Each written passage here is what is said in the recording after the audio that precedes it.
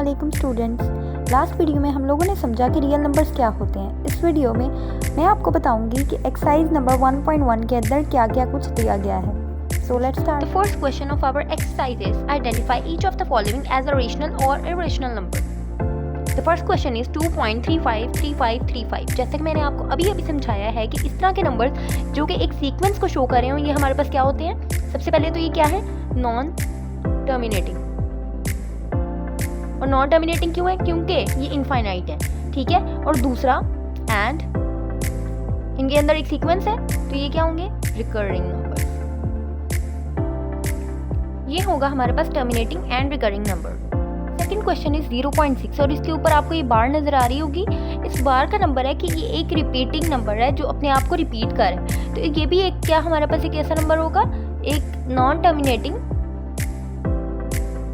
और recurring number,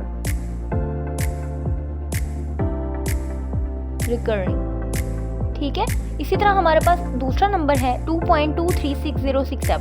अब ये रिपीट तो कर रहा है, लेकिन देखें अगर आप इसमें, तो इसमें भी कोई सीक्वेंस हमें नजर नहीं आ रहा। तो ये क्या हमारे पास होगा, 2.236067 will be a non terminating as usual, non terminating, लेकिन हम इसको क्या कहेंगे, एक नॉन रिकरिंग नंबर, क्योंकि ये एक सीक्वेंस पे काम नहीं कर रहा, ठीक है। Got it guys. आगे स्क्वायर रूट 7। अब कोई भी नंबर जो स्क्वायर रूट में आ जाता है उसको हम हमेशा क्या कहते हैं कि ये एक नॉन टर्मिनेटिंग नंबर ही है, बल्कि हम इसको नॉन टर्मिनेटिंग के बजाय भी इरेशनल नंबर कहेंगे, ठीक है। क्योंकि हमने बताना है कि रेशनल नंबर हैं या इरेशनल नंबर हैं, तो हम इसको कहते हैं कि ये इरेशनल नंबर है, नंबर। अच्छा, चूंकि थर्ड क्वेश्चन में दोनों नॉन टर्मिनेटिंग और नॉन रिकरिंग है, तो ये नंबर भी हमारे पास क्या हो जाएगा, इरेशनल नंबर। लेकिन ऊपर वाले नंबर जो बेशक नॉन टर्मिनेटिंग है लेकिन वो रिकरिंग है, और ये भी नॉन टर्मिनेटिंग और रिकरिंग है, तो ये हमारे पास फिर भी रेशनल नंबर की कैटेगरी में आएगा, लेकिन ये वाला नंबर इरेशनल में आएगा और ये भी इरेशनल नंबर ही है। इसी तरह ई है, ये भी एक इरेशनल नंबर ही होता है जिसकी हमारे पास वैल्यू दी हुई होती है, क्योंकि ये भी नॉन टर्मिनेटिंग है और नॉन रिकरिंग है, तो इसे भी हम इरेशनल नंबर कहते हैं, और पाई को भी हम इरेशनल नंबर ही कहेंगे। इसी तरह 5 + स्क्वायर रूट 11। अब 5 एक रियल नंबर है और स्क्वायर रूट 11 एक इरेशनल नंबर है, तो इसको भी हम एक इरेशनल नंबर ही लिखेंगे। इसी तरह स्क्वायर रूट 3 + स्क्वायर रूट 13 को भी हम एक इरेशनल नंबर ही कहेंगे।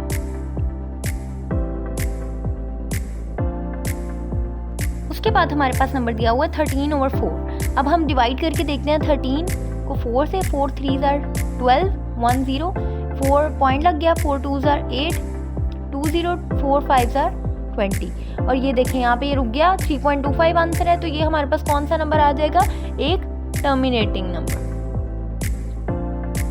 तो 13/4 क्या है, एक टर्मिनेटिंग नंबर है, ठीक है, रेशनल और टर्मिनेटिंग नंबर। 2 - square root 2। अगर हम इसके ब्रैकेट्स को खोल दें तो 2 2s are 4, इस नंबर को पहले से मल्टीप्लाई करेंगे, इसी तरह फर्स्ट को सेकंड से मल्टीप्लाई करेंगे, और यहाँ पे दूसरे नंबर को पहले से और फिर दूसरे नंबर को दूसरे से मल्टीप्लाई करेंगे। 2 2s are 4, 2 + 2 square root 2, -2 square root 2, minus minus minus plus minus होता है, और स्क्वायर रूट 2 का स्क्वायर आ जाएगा।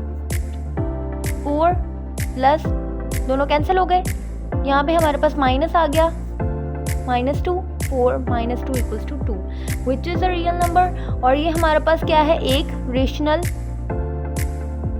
नंबर।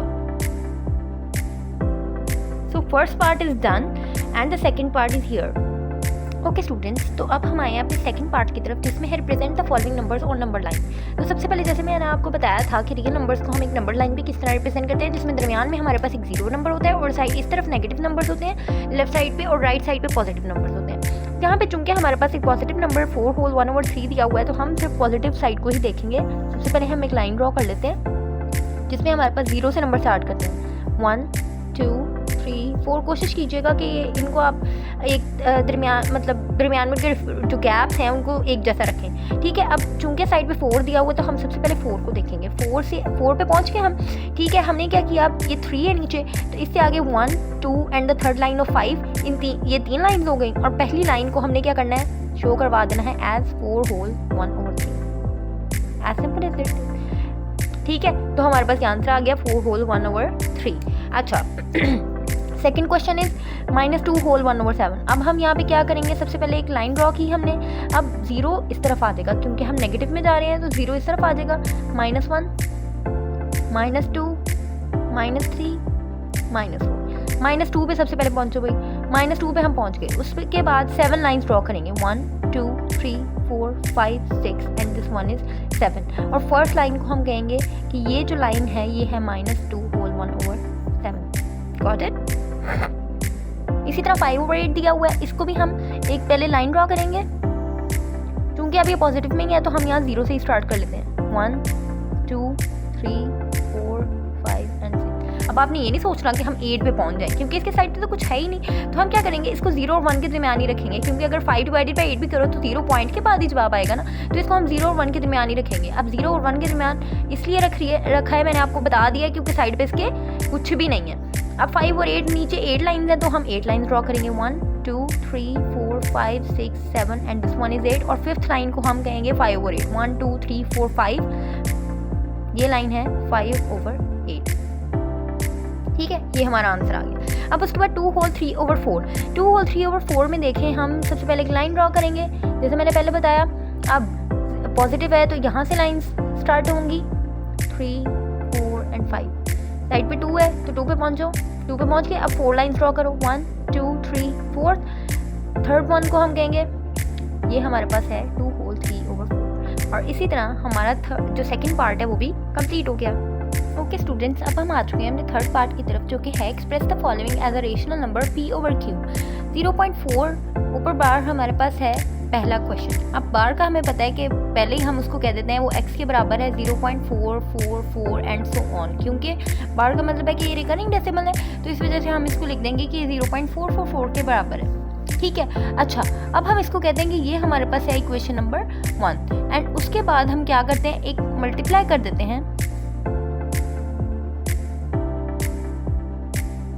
इक्वेशन नंबर 1 को 10 से। अच्छा, अब अक्सर बच्चे ये सोचेंगे कि 10 से क्यों मल्टीप्लाई किया। 10 से हमने इसलिए मल्टीप्लाई किया क्योंकि यहाँ पे 0.4 जो है ये एक डेसिमल प्लेस 10 की दे रहा है। ठीक है, जो पॉइंट की जगह पे 1 आ जाएगा और 4 की जगह पे 0 आ जाएगा। उसके बाद हम क्या करेंगे, दूसरा हमने काम ये करना है कि अब मल्टीप्लाई कर दिया तो 10 मल्टीप्लाई बाय x हो गया, दोनों साइड्स पे करना है, और 10 मल्टीप्लाई बाय 0.444 हो गया। चूंकि एक इक्वेशन है तो इक्वेशन में तो एक तरफ जो काम होगा वो दूसरी तरफ भी होगा। 10x इक्वल्स टू 0.44 को जब हम 10 से मल्टीप्लाई करेंगे तो ये आंसर देगा 4.444 एंड सो ऑन। ठीक है, इसको हम कह देंगे कि ये इक्वेशन नंबर 2 है। उसके बाद अब क्या करेंगे, हम करेंगे सब्ट्रैक्ट कर देंगे इक्वेशन 1 फ्रॉम इक्वेशन 2। अच्छा, अब सबको पता होना चाहिए कि फ्रॉम के बाद जो इक्वेशन आती है वो पहले हो जाती है, तो 10x को माइनस कर देंगे, में से माइनस करेंगे x को, और 4.444 में से माइनस कर देंगे 0.444 को, तो 10x minus x 9x equals to 4। और यहाँ पर x फाइंड करना है तो 9 को इधर भी डिवाइड कर देंगे और इधर भी डिवाइड कर देंगे, तो x इक्वल्स टू 4/9 ये हमारा आंसर आ गया। और आप देखें तो हमने इसको एक टर्मिनेटिंग डेसिमल p/q की फॉर्म में चेंज कर दिया जैसे कि हमें कहा गया था। Okay students, so our next question is 0.37। और ऊपर ये जो बार है ये मैंने जैसे पहले बताया कि ये रिकरिंग डेसिमल्स को रिप्रेजेंट कर रही है। ठीक है, तो यहाँ पे 0.37 को हम x के बराबर लेट कर लेंगे,